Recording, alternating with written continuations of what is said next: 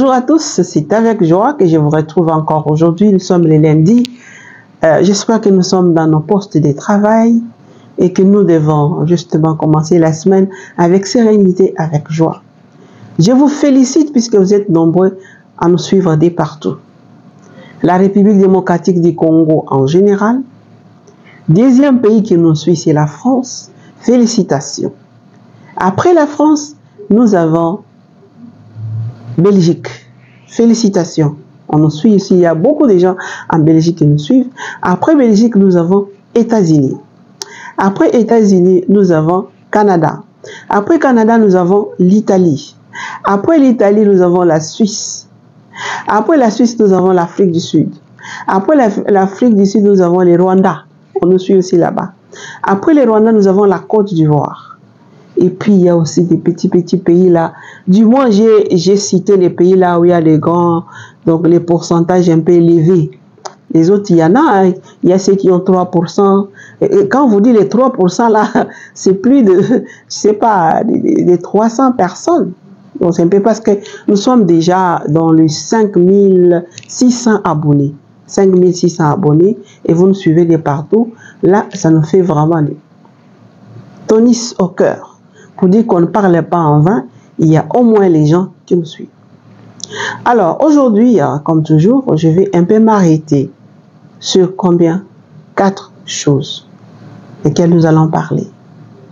Mais avant cela, j'aimerais quand même vous signaler que désormais, la parole, donc les cours bibliques, je vais commencer à passer ça les jeudis. Puisque les samedis, je publie la parole de Dieu des dimanches. Pour laisser un peu l'intervalle entre les lundis et les mardis, mercredis et jeudi pour vous publier justement les cours bibliques. Puisque si je publie les lundis, il y a ceux qui regardent encore la parole de Dieu, alors c'est trop surchargé ou surcharger les choses à regarder. Et puis en ce sens-là. Et pour la contribution, nous sommes arrêtés à 215. La dernière personne qui avait envoyé, c'est Maman Louise. Donc, nous vous attendons nombreux. Soyez généreux pour nous aider. Aidez-nous à vous aider à travers des bonnes informations que nous allons vous donner. Si vous ne nous aidez pas aussi, nous allons rester dans ce format-là, les à peu près. Les à peu près. Mais je crois que le Seigneur est là. Et le Seigneur sait qu'il est avec vous. Et vous allez les faire parce que vous êtes déjà généreux. C'est les mois de juillet, les mois d'août, c'est les mois des ordinations. Dans tous les diocèses, les prêtres sont ordonnés. Donc les prêtres sont ordonnés. Et là, nous allons partir à Lubumbashi. À Lubumbashi, les samedis, le président de la Senko, Monseigneur Fulgence Monteba, a ordonné aussi les diacres de l'autre côté là-bas. Et comme on sait, quand il y a toujours les diacres, ils sont nombreux, comme des prêtres aussi sont nombreux, c'est ça même la richesse de l'Église. Quand tu regardes, tu te dis, Seigneur, voilà la force de l'Église. Ça. Donc il y a des prêtres, des futurs prêtres qui viennent enrichir encore de leur talent, de leur personne, de tout ça, enrichir l'Église de Dieu, l'Église catholique.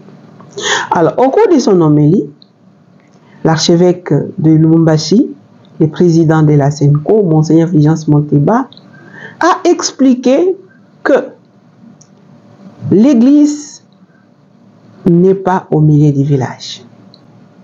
Beaucoup de personnes se sont arrêtées seulement sur cette phrase, puisqu'ils sont habitués d'entendre dire toujours que l'église est au milieu du village. Mais il faut l'écouter jusqu'à la fin pour arriver à la conclusion. Dans quel sens il a dit ça? Muwe watu wenye kuheshimia kipaji mulipewa.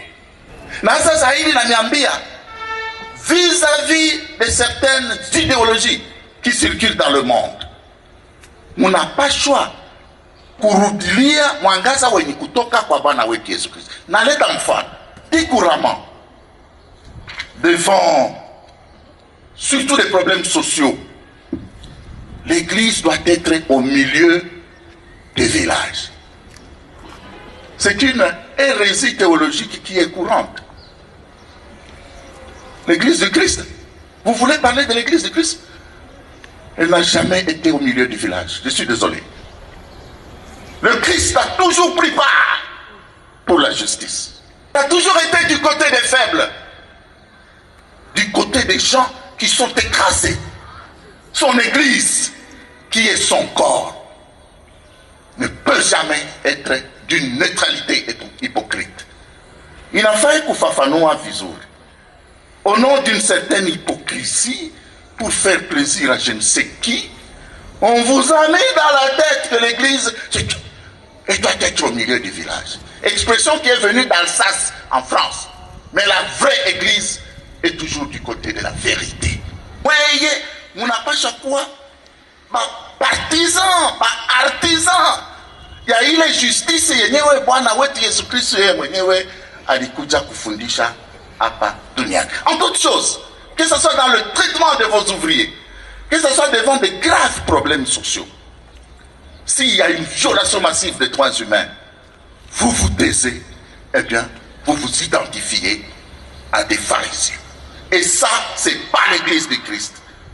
L'église du Christ, il y a une kutafuta uhaki. Il y a une kutafuta mwangaza wa kutoka katika injili. Le royaume qui doit commencer déjà ici sur terre aujourd'hui, ni uhaki, ni ukweli, ni kutafuta undugu, mapendo, kutafuta masikilizano. Kama on a défendre ile mavaleur, ni kusema uko kweli église. Qu'on vous qualifie d'extrémiste ou de dur à cuire, ile ni mambo yabo. Lakini wewe unapasha kutangaza injili ya ukweli, injili ya uhaki, na injili yenye kusemea watu. Il ne faut pas vous amener devant les gens avec des platitudes liturgiques. Il ne faut pas vous amener devant les gens avec des anecdotes. Allez raconter vos anecdotes ailleurs. Quand il s'agit de doigter les choses qui ne marchent pas, il faut le faire. Parce que, ou comme artisan de justice. Matthieu chapitre 6e, verset 33. Cherchez d'abord le royaume des cieux et le reste vous sera donné par surcroît. Il a parlé par rapport à la vérité de l'évangile. Quand on écoute l'ensemble de son discours, on comprend autre chose que s'arrêter sur cette parole, puisque nous sommes habitués d'entendre dire l'église au milieu du village, l'église au milieu du village. Ou tu es chaud, ou tu es froid. C'est-à-dire, l'église doit prendre aussi une position. On est pour l'évangile ou on est contre l'évangile. Mais c'est ce que l'archevêque vient d'expliquer. Alors pourquoi dans les réseaux sociaux vous en faites tout un problème? Je suppose que le problème est ailleurs. Puisque les intellectuels qui essayent de comprendre les discours jusqu'à la fin comprendront autre chose. Mais nous, les petits peuples, là, nous autres, moi aussi je suis petit peuple, qui restons seulement sur les émotions, sur les sentiments, on ne comprend pas grand-chose.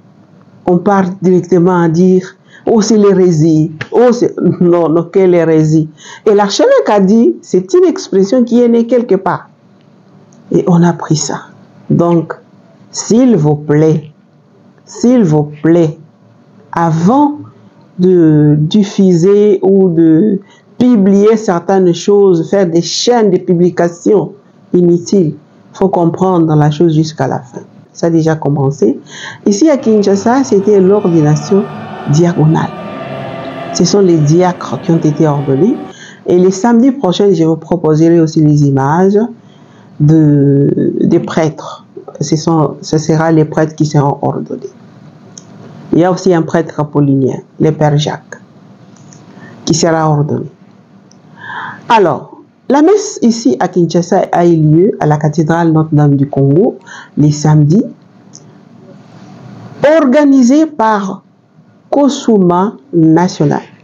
Kosuma National, nous avons le Père Camille, qui est le président de Kosuma, qui est le président de Kosuma provincial, et la sœur Alice, dominicaine de Granada, qui nous saluons. Ce sont des gens qui font très bien leur travail, dans la discrétion, mais très bien. En collaboration, bien sûr, avec Kosuma National. Et la messe était dite par Monseigneur Carlos Ndaka, vicaire général de l'archidiocèse de Kinshasa. Là, comme vous pouvez voir, il y a eu beaucoup de congrégations dans cette, comme je disais, c'est Kosoma provincial qui a organisé. Il y a différentes congrégations qui ont présenté leur diacre pour être ordonné. Et comme toujours, l'ambiance de la messe, comme vous pouvez le voir, c'est le moment vraiment d'action de grâce pour les familles, pour les ordonnants, pour ceux qui ont été ordonnés, ainsi de suite. Et comme toujours, il y a toujours l'homélie. Monseigneur Carlos a parlé dans son homélie. Je ne vais pas mettre trop de commentaires. Je vous invite juste à écouter l'extrait de son homélie. Après, on se retrouve. Pour son grand amour envers vous et envers toute notre Église, les psalmistes nous invitent à louer et à rendre grâce à Dieu. Aujourd'hui, nous les faisons pour votre vocation à la vie sacerdotale et spécialement pour votre ordination diaconale. Votre vocation et votre ordination diaconale sont des grâces de Dieu pour vous, personnellement, mais aussi et surtout pour son Église que nous constituons. En ces jours de votre ordination diaconale, notre Église de Kinshasa se voit à nouveau honorée et enrichie en vos personnes. On sait voir que Dieu n'abandonne jamais son peuple. Merci donc à Dieu qui vous a appelé, qui a pris soin de vous tout au long de vos années de formation pendant lesquelles vous avez su accueillir, discerner et mûrir son appel. Nous rendons grâce à Dieu pour votre cœur disponible et généreux à cet appel de Dieu. Merci pour votre foi confiante dans le Seigneur. Je veux aussi exprimer la gratitude de l'Église de Kinshasa au nom de notre archevêque et au mien propre. La gratitude de l'Église de Kinshasa et nos félicitations à vos parents, à tous ceux qui ont pris soin de votre formation. Je pense spécialement à vos catéchistes qui vous avez aidé dès l'enfance à connaître Jésus. Je pense à vos formateurs et à tous ceux qui vous ont fait mûrir dans l'appel du Seigneur. Notre gratitude aussi à tous ceux qui, dans des moments de crise et de doute, certainement vous en avez eu. Tous ceux qui, en des moments de crise et de doute, vous ont encouragé à répondre à cet appel de Dieu avec joie et confiance, avec générosité, sans lâcher prise. Je suis sûr qu'ils continueront à être proches de vous pour que la suite puisse se faire selon la volonté de Dieu qui vous appelle et qui vous choisit.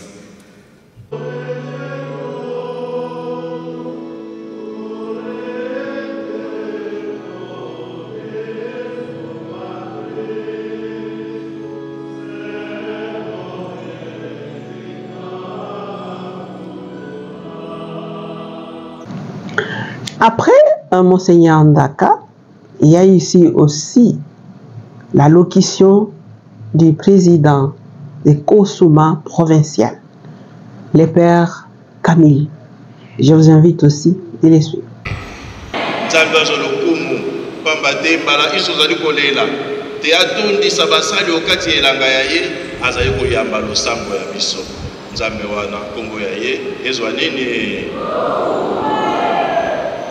Tokotondo tata cardinal pambate yende moto andimaki te biso bakonzi ya mangomba topesa kombo kasi ye ayamba yango yango wana azwa bongo matondo mabiso ya mangomba maso ya kati ya lisanga ya biso ya kosuma awa andimaki te badiakono bakoka bongo kokula lelo tokotondo mpe lisusu monseigneur Kisonga azali na biso awa te kasi ye lobi azalaki na biso mokolo mobimba mwa ndambo ya mokolo po te aprepare bandeko babiso na profession de foi mpe alakisa bango te bamilengele malamu mpo ya milulu ya lelo esika azali azwa mpe matondo mabiso matondo na monseigneur Ndaka.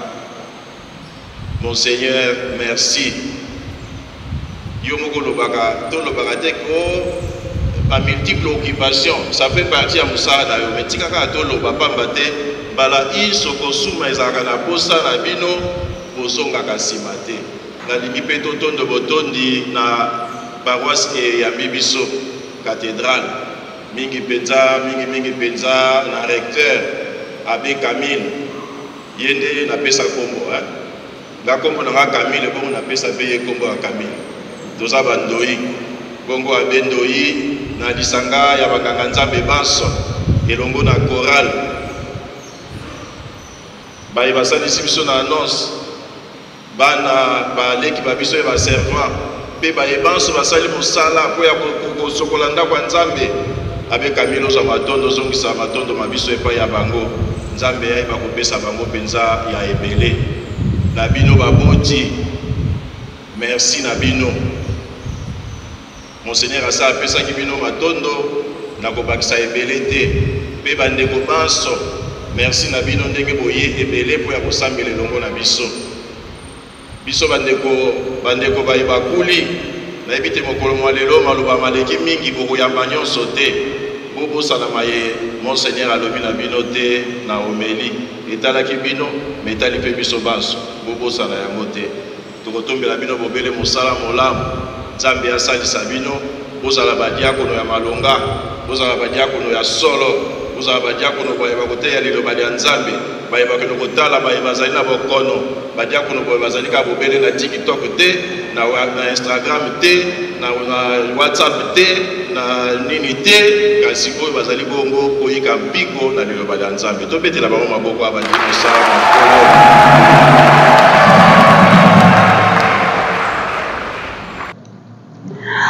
On ne peut pas quand même boucler cette ordination ici à Kinshasa, diagonale, sans parler quand même les mots aussi des représentants des diacres. C'est avec un cœur rempli de joie et d'humilité que nous nous tenons devant vous aujourd'hui pour rendre grâce dans la continuité de l'Eucharistie, action de grâce par excellence, au cours de laquelle nous venons de recevoir le sacrement de l'ordination diaconale. Ces jours marquent un nouveau chapitre dans notre vie, dédié au service de notre Dieu et de vous, son peuple. À cette occasion, nous exprimons notre profonde gratitude à Dieu, maître des temps et des circonstances, pour son amour infini et sa miséricorde portée sur notre humble personne. Nos remerciements s'adressent à vous, son Excellence, évêque auxiliaire de l'archevêché de Kinshasa, pour votre confiance et votre soutien. Malgré vos multiples occupations, vous n'avez pas hésité d'être là pour présider cette Eucharistie. De ces faits, vous avez fait preuve d'amour d'un père pour ses enfants. Notre reconnaissance s'adresse au père Camille Sabou, président provincial de la Koussouma, pour l'organisation de cette journée. Nous disons un grand merci à nos supérieurs majeurs et à tous les formateurs qui ont été sur notre chemin tout au long de notre parcours formatif. Sans oublier les prêtres, religieux comme diocésains, que nous avons rencontrés et côtoyés depuis notre enfance jusqu'aujourd'hui. Certains ont suscité en nous le désir de suivre le Christ. D'autres nous ont accompagnés dans ses désirs en nous encourageant de continuer sur ces chemins de sanctification. Notre gratitude s'adresse au Père Noël Mayamba, prédicateur de notre retraite, de nous avoir accompagnés pendant ces temps de ressourcement spirituel et de nous avoir aidés à prendre conscience que le diaconat est un ministère de service tant matériel que spirituel. Pour ce, nous nous encourageons à servir les pauvres, les malades et les marginalisés et tous ceux qui sont dans les besoins. Chers parents, vous qui êtes ici présents et ceux qui, de loin, sont en communion avec nous, nous vous sommes infiniment reconnaissants de nous avoir, dès notre petite enfance, montré le chemin de l'Église. Laissez-nous vous dire que c'est grâce à vous que nous avons répondu à l'appel du Seigneur jusqu'au don total de ces jours. Mais hélas, nous pensons à nos parents que Dieu a appelés auprès de lui et qui n'ont pas pu voir ces jours de fête et de joie. Que leurs âmes reposent en paix. Enfin, ils sont nombreux, ceux et celles dont les sourires et les soutiens, l'affection et la sympathie ont été d'une portée non négligeable pour nous. Nous vous disons sincèrement merci.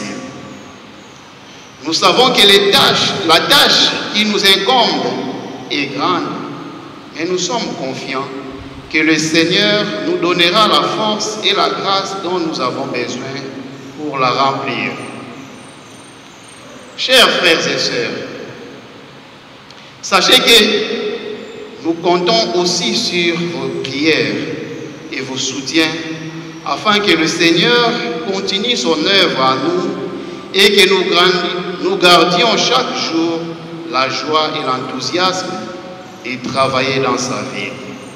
À lui, l'honneur, la gloire et la puissance pour les siècles et les siècles. Amen. Nous avons suivi. Moi, on m'a envoyé la vidéo. C'est toujours vous. 3 téléspectateurs ici m'ont envoyé la vidéo de Monseigneur Cholet qui est passé dans l'émission de notre consoeur Myriam Bokecho, Top 7. Si je ne me trompe pas, sur Top Congo. Monseigneur a parlé. Je vous invite d'écouter. Je ne peux pas mettre la vidéo ici parce que c'est les logos d'une autre chaîne. Tolobela makambo etali ndeko Corneille nanga lelo yo tomoni na kati ya église catholique kokota messe oui mais nzamba pisi maloba biomoni yango ndeni jamais église catholique akoki ko encourager rébellion ezali kambo toko sepela nango te pamba te mibeko ya église catholique epekisami na banganga nzambe bapesa maloba na bai politique pona propagande oyebi ke ezali territoire occupé oyo bokonzi ya l'État ezate mukonzi kuna lelo Corneille nanga donc asi mukonzi na makasi na eteni wana vérité yango wana tango azali na messe na hôtel amoni Corneille nanga akoti que tout à fait normal obenga na ete na suka misa bomo mesone bapesaka communiquer alors nzokande Corneille nanga asengaki maloba epai ya animateur pastoral oyo alors na zongela suso na lobi contexte ya territoire occupé oyo kuna patron lelo ezali nanga ezali te église catholique ntako benga na ye na Rutshuru ezali nde armée na biso sengo sa musala wana réalité yango wana alors muntu oyo azali na pouvoir oyo asimi mindoki asengi papa moko boya lobi en tout cas na lingi nazwa maloba na pesa bande kombo sango azalaki na choix te yango asali yango azalaki na choix à moins que boloba ke singela zala martyr wana ngeza martyr abuzoba. Vous avez déjà entendu parler des accords cadres entre les Saint-Sièges et l'État congolais. Alors, parfois, certaines personnes ne maîtrisent pas bien comment ces accords cadres-là doivent être appliqués, ou soit, de l'autre côté aussi, de ceux qui sont dans les différentes entreprises, peut-être là où il faut aller chercher, c'est pas un document, etc., la douane, etc. Et même aussi ne comprennent pas beaucoup. C'est dans ces cadres-là que se passe qui est un centre de recherche de haut niveau des pères jésuites. Ils ont organisé donc cette conférence pour exploiter ces textes-là. Et il y a eu des religieux, des religieuses, ainsi de suite. Et parmi les orateurs, il y a eu aussi l'un des secrétaires général adjoint qui a été vraiment à l'œuvre de cet accord cadre. Dans sa discrétion, il a aussi tenu une conférence pour expliquer l'abbé Georges Kalinga. Présentation officielle ce vendredi 19 juillet du manuel de vulgarisation de l'accord cadre entre l'Église et l'État congolais sur des matières d'intérêt commun. Une activité organisée par le Centre d'études pour l'action sociale CEPAS en sigle en son siège dans la commune de la Gombe. L'ouvrage est une simplification de l'accord cadre et les différents accords spécifiques signés entre le Saint-Siège et l'État congolais dans un langage plus compréhensible, a souligné le révérend père Alain Kazadi, jésuite, directeur du CEPAS. Ce dernier promet poursuivre la vulgarisation du document en vue de permettre à toutes les couches de la société de prendre connaissance de l'accord cadre. Oui, parce qu'on se rend compte que le document n'est pas encore suffisamment connu, l'accord cadre lui-même n'est pas encore suffisamment connu et vulgarisé au sein de l'opinion. Et c'est dans un langage juridique un peu compliqué, alors le CEPAS a élaboré un manuel de vulgarisation qui reprend les différents accords, enfin qui reprend d'abord l'accord cadre lui-même et puis les différents accords spécifiques. On voulait faire ce lancement officiel aujourd'hui. Après, il y aura une série de formations que les CEPAS et le CADISEC, surtout le CADISEC qui collabore avec CEPAS, va proposer aux institutions religieuses, aux paroisses, mais aussi aux structures de l'État qui sont concernées effectivement par ces différents accords spécifiques pour voir comment on peut mieux les appliquer, mieux faire connaître tous ces accords et le contenu de ces accords, spécialement les accords spécifiques, parce que c'est là que surtout il faut insister pour que les mesures d'application se fassent de manière vraiment harmonieuse. L'activité s'est ouverte par l'hymne national et la prière pour le synode. Une manière de marquer l'universalité de l'Église et l'apport de chacun pour sa bonne marche. Après la série des présentations des différentes institutions ayant participé à l'élaboration de ce manuel et la présentation de l'ouvrage par Madame Professeure Angélique Sita, directrice du CRIDAC, Monsieur l'abbé Georges Kalinga, premier secrétaire général de la SENCO, a donné le parcours ayant conduit à la signature de cet accord. Pour l'abbé Georges, l'accord est appliqué jusque-là à 40% et reconnaît la méconnaissance de l'accord au grand public. Il loue par l'occasion le CEPAS pour l'initiative. C'est vrai, il y a déjà des mesures d'application qui ont été élaborées par le décret d'abord du Premier ministre Samalou Kondé, le décret qui a été émis au mois de juin, le 17 juin. Bon, ça, à ce niveau-là, nous pouvons dire que c'est déjà une voie pour la mise en application de l'accord cadre. Mais cela rencontre encore beaucoup de difficultés. On voit que plusieurs services administratifs ne sont pas informés. Donc, évalué en pourcentage, je pourrais dire que bon, on est peut-être à 30% de mesures d'application. Et nous espérons bien qu'avec ce travail qui s'est fait déjà et aussi d'autres stratégies de vulgarisation par la proximité auprès de telle ou telle instance concernée, cela pourra bien marcher. Présent dans la salle, Monseigneur Nicolas, secrétaire de la Nonciature apostolique en RDC, représentant personnel du NONS, a trouvé l'occasion de remercier le gouvernement congolais pour son sens de collaboration. Il souligne dans son discours que l'Église ne réclame pas trop en termes de droit à l'État, mais plutôt accepte d'accompagner l'État dans sa mission régalienne. Plusieurs représentants des congrégations religieuses, responsables des structures de l'Église et conseillers des ministères concernés par l'accord-cadre ont été présents à l'activité. La Conférence épiscopale nationale du Congo et le CEPAS s'engagent à mettre en place des stratégies de vulgarisation de ce document qui est très important pour la mission évangélique de l'Église Famille de Dieu en RD Congo.